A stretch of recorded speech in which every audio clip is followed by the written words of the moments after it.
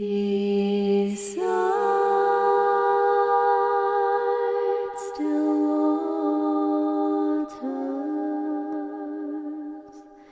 beside still waters. Hi folks, welcome to Meditating with Isaiah on Friday, last day of the week, and we are going to look at Isaiah chapter 55 again, and I'm saying memorizing it, but when I was memorizing this verse 5, it did make me think, what is this about? Surely you will summon nations you know not, and nations you do not know will come running to you, because of the Lord your God, the Holy One of Israel. When we looked at that earlier this week. And then this line, for he has endowed you with splendor. And when you memorize something, you think about it, I'm thinking he's endowed you with splendor.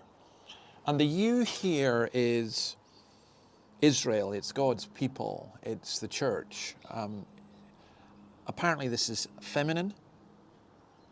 It's not used of God. So what's been spoken of here? Well, sometimes the church is pretty ugly. Sometimes you get depressed. You go on the news or on the internet and you just see what's happening with different churches and it depresses you. And then maybe your own experience of church hasn't been all that great. But I do want to ask you this. Have you ever seen a bride who was ugly? I never have.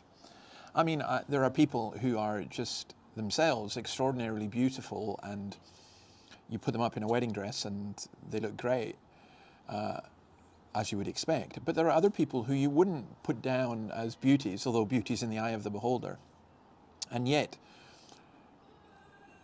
get them made up, if you like. I've never seen an ugly bride. And I think that's what's been spoken of here, the church as the bride of Christ. In Ephesians 5, he talks about Christ loved the church and gave himself for the church to purify the church. And I love Romans 8, as you know, there is therefore now no condemnation. I was listening this morning to Tim Keller on that, citing Martin Lloyd-Jones, and there can't be any condemnation. So there is no sin, no defect, no ugliness, no darkness, no deep secrets, nothing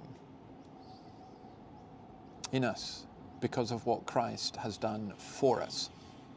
Now, we may have those things at the moment, but he's beautifying us. He's purifying us. It's like that verse in the Psalms, may the beauty of the Lord our God be upon us. And so the Lord he's endowing us with splendor, endowing us with beauty. I think God's church is beautiful. I mean, you get glimmers of that in this life. I was at a conference yesterday with the Presbyterians, Emmanuel College, and I was just straight away, there's just some lovely people and some great things going on. And of course there's sin and of course there's ugliness, but there's just some lovely people. We were out when we were in church last Sunday. I was just so thankful to be part of that fellowship of people. And, sure, there are times when you really, really struggle with the people around you. And there are times when you struggle with yourself and when they struggle with you. But the old adage, please be patient with me because God's not finished with me yet, is true.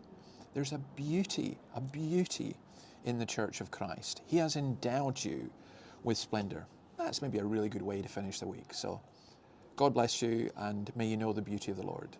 Bye. Beside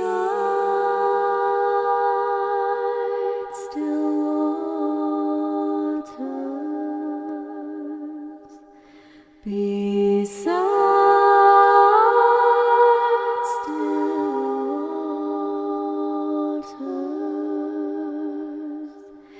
waters,